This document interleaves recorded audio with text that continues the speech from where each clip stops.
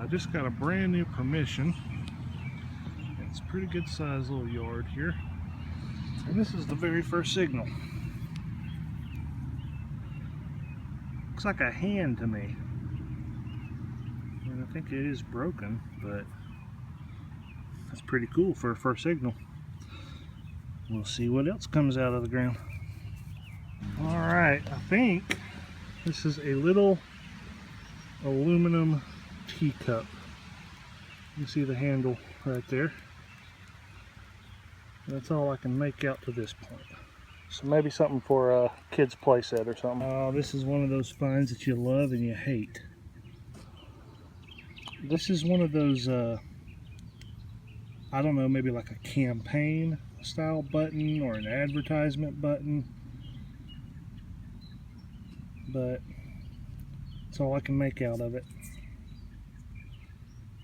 Really wish I knew what was on there. I see R-E-N. I don't know if there's any way to recover that one. And I just got on an old clock. It was all busted up. There's more pieces down in there, but I think this was a gravel drive at some point, because a lot of gravel right underneath the grass makes it hard to dig. Got that out of there though. Alright, my first wheat sent out of here. It's in pretty good shape. Do a pants wipe for the date.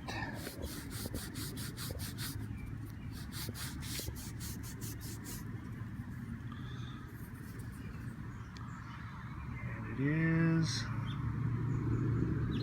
can't tell.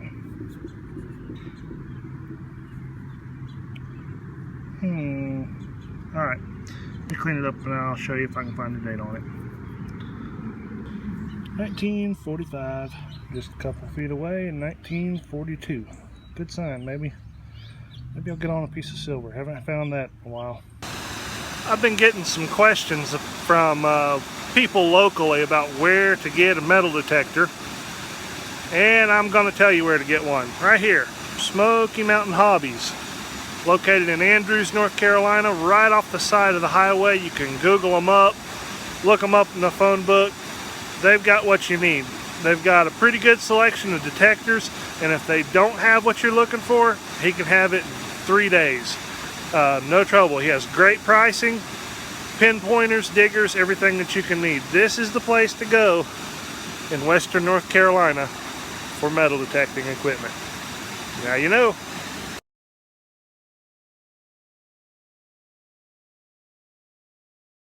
I just got a Chrononaut digger special. There you go, guys, toy gun. It's called the Spitfire, and it's made by a company called Nichols. And this was the very first gun that Nichols ever made. 1958 though, so not the oldest thing in the world, but hey, still enjoy finding the old toys. That gave off a great signal. Solid lead. But I just dug the most ornate hinge I've ever seen in my life. Look at that thing.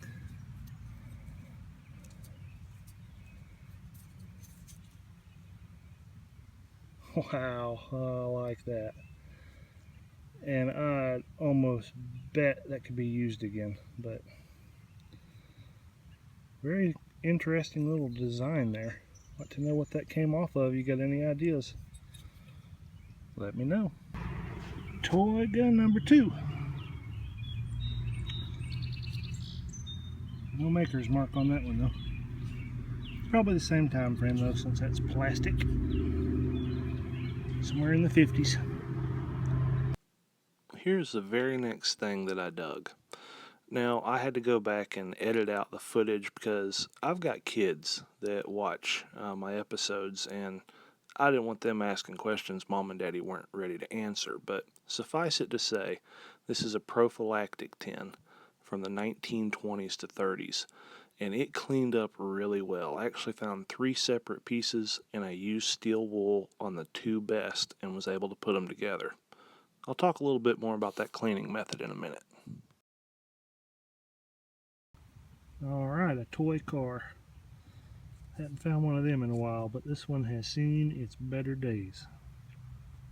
Well, it must be a toy car sort of day. That's a cool one though. I like that. Little front end damage, but I didn't do it. Little Tootsie toy. Alright. Toy car number 3.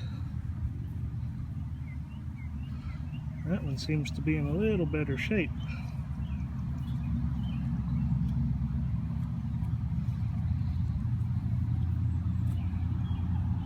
Cool. I'm not sure, but I think I dug up a stethoscope. What do you think? That's my best guess. Boy, that's heavy though. Man, everything. That's really heavy stuff.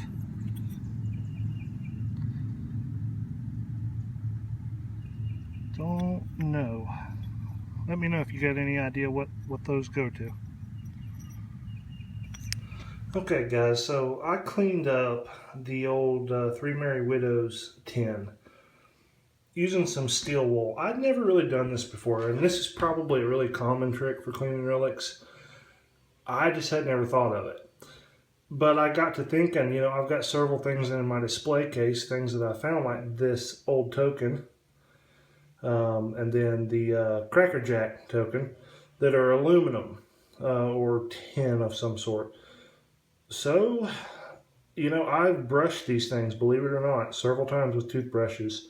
Used some baking soda on it. That's the end result. I'm going to hit these things with the steel wool, and I'll show you the finished result. I think they're going to come out nice. Okay, so it really helped these, I think. This token in particular. I can see it a whole lot better, especially the back. It had a lot of pitting on it. And, you know, this is really like 20 seconds worth of scrubbing on it. This, it's a toss-up. I think some guys like the dirt on there.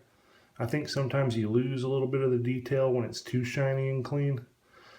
But I still think I like this better than what it was before, especially the back. The back was hard to read. So, yeah, steel wool on your aluminum and tin stuff. It's got my vote. Here's another relic that cleaned up really well. Use this only on aluminum and tin. If you try it on something plated, you've messed up. Alright, I got Red here, and he's got a permission for us that's pretty old. If everything pans out right, but like everything else, we don't know what's been moved around and not. Right over here where this garden is was a house from the early 1800s. And you can tell they just recently came in and scraped some of this dirt. Did they bring any dirt in, or did they just move it? No, they just moved it right there and put it in a culvert. Okay, so we're going to get up there in the garden, go between the rows, and any place that's cleared out. Have no clue what we're going to find, if anything at all, but we're going to give it a try, and we'll show you if we got anything. All right, it's been pretty quiet so far. I got a piece of a big spike, but right here, that was a loud signal, and looks like a neat little buckle.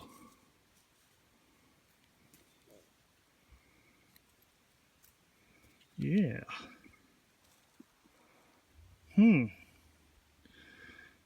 That appears to have a little age on it, maybe. I'm not exactly proficient in my buckle identification, but it looks different than a regular old D-buckle anyway. Pretty cool. Okay, we're going to leave this because we didn't find enough to say for sure that's where the house is. May have been down in here somewhere. But other than the buckle and a chunk of iron, that's it. So we are going to head on. Hey, where are you going? We'll see you at the next house.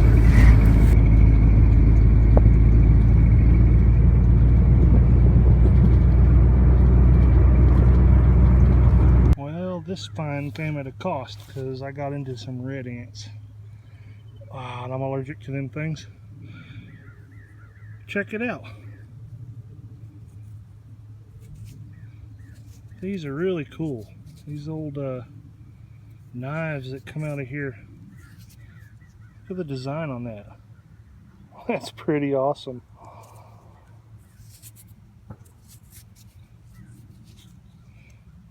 Yeah, I like that.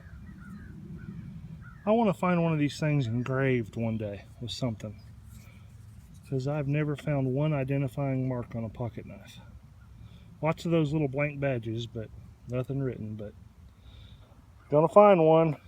It's nice to find a cool one.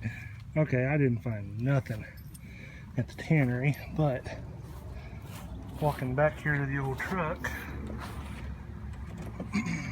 check out this. What's that? That's gonna have to come out. I'll see if it's broken. Probably is. I'll show it to you anyway. Well, so far it's there and it's got paint on it. And I'll keep going.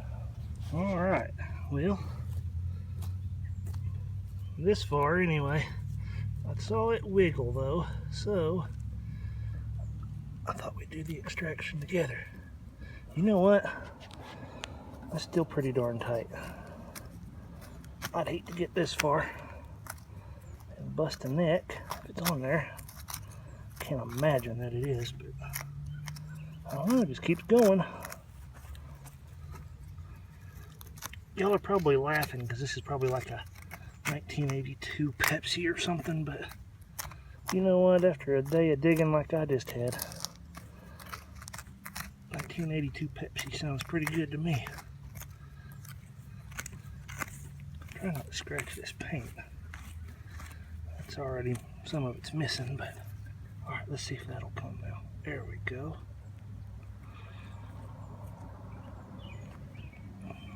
Let's see. Ooh, it feels whole. What about that? It's whole. What do we got? I know what that is. That is an old knee-high.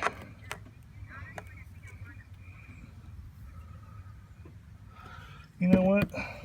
I'll take it. Intact and everything, and I parked on top of it. That's the first old soda bottle I've got intact. Very cool.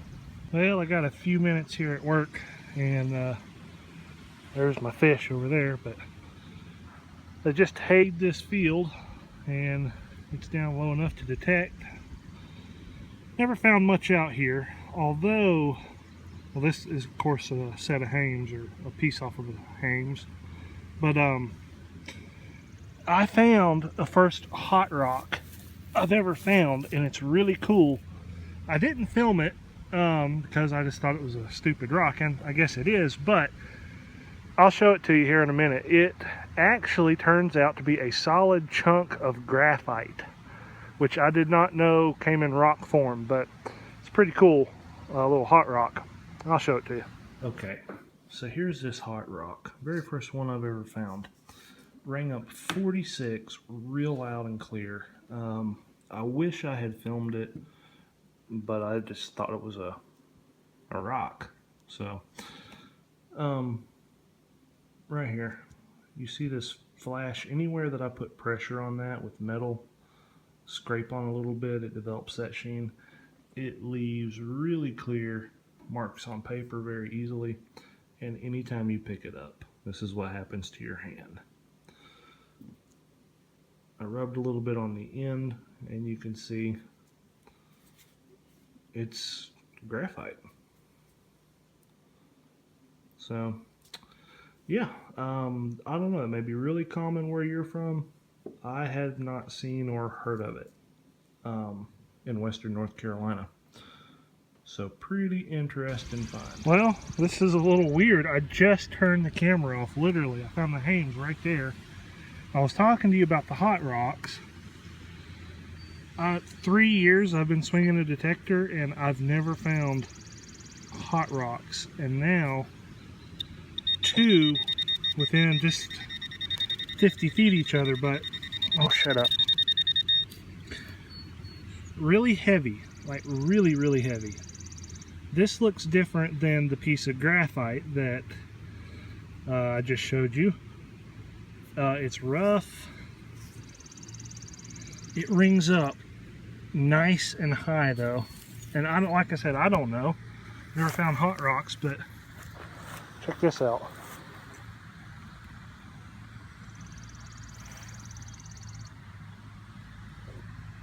$75.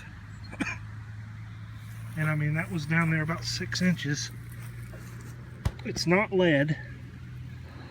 So, I don't know. You guys tell me. I'll keep it though. I think I've got a pretty good permission lined up for next weekend. So y'all stay tuned.